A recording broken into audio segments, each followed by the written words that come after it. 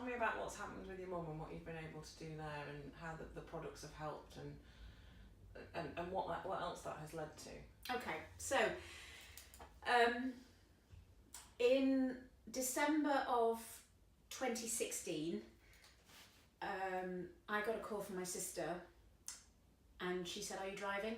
And I said, "Yes." Should we better pull up? I've got something to tell you.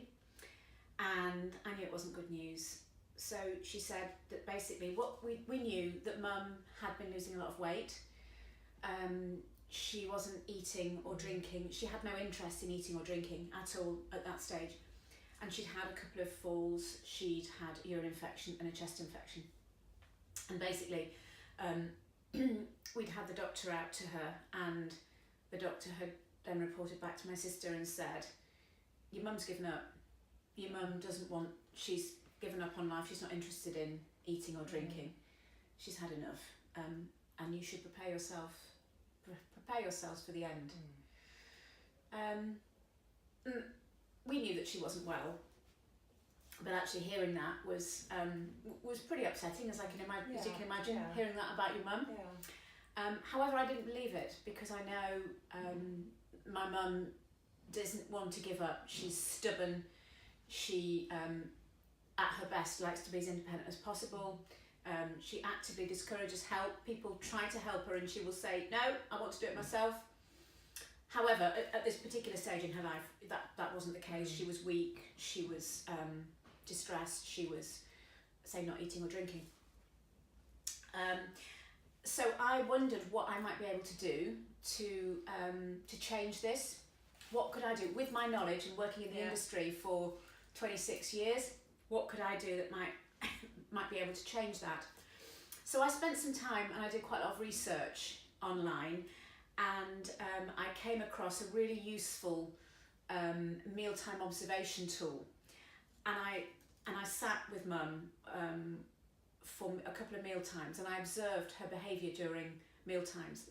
And I observed that when she was completely reliant upon her carer to assist her with meals. And I would watch how the carer would try and give her a spoonful of food to eat, and she'd literally turn her face away. She just wasn't interested. So using these observations, it then came back to me that there were some interventions that I could try that might help to change this. And so I took over her mealtime experience for a while, and during that time I was responsible for serving up and helping her at mealtimes. And we instigated and we introduced some adaptive cutlery and crockery, one of them being a keep warm plate, which was fantastic, because trying to get Mum to eat was a challenge in itself and took a long time. So what's worse than actually eating cold food? There's nothing more that's going to turn you off than cold and unappetising food. So we introduced a keep warm plate and a special spoon, because she wasn't able to open her mouth very wide at the time. So I got a flat spoon that was just going to give her really small mouthfuls. And I would sit and eat with her together, and we stopped distractions at mealtime. So we turned televisions and radios off, and we just sit and chat. It became a social occasion.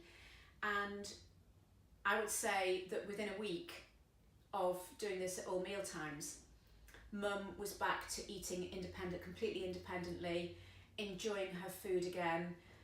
She loved the fact that I sat and ate with her, and we had a giggle, and it just made her day. And coupled with the crockery and the cutlery, did make a huge difference to her. What a turnaround! A really big achievement as well.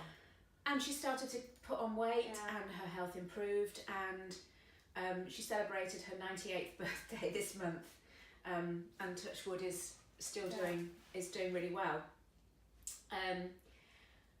Having achieved that with my mum, I then wondered how I could share that message with other people. I wanted to then use it to help as many people as I could.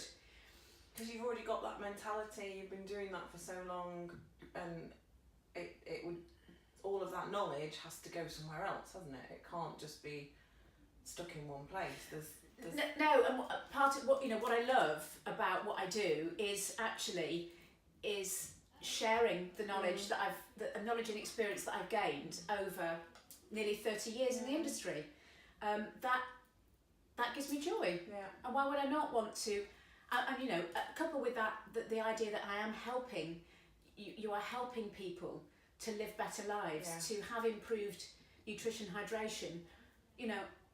That again gives me great joy to know that I'm helping to influence people's lives and how they live them and how well they are. So basically I have written a guide which is called our Dignified Dining Solutions Guide, which is a free resource which is available to individuals, to care home managers, to care home proprietors, to anybody really who is helping to support somebody with dementia and is coming up against challenges. So in the guide, what we do is we address that, we acknowledge the challenges that there are around helping people to eat and drink better when they're living with dementia, and we take these challenges head on.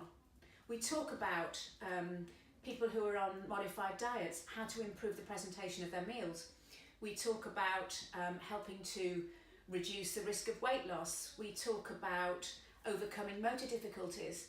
We know what the challenges are, but what I wanted to be able to provide was a resource that acknowledged the challenges, gave best practice advice, hints and tips, and also if there are products out there and solutions that will help to support getting over those challenges, that's all included within this resource, and it's free. And so many people have said to me, well, how much does it cost? And I say, well, it's free, and I see it as my little gift to the universe.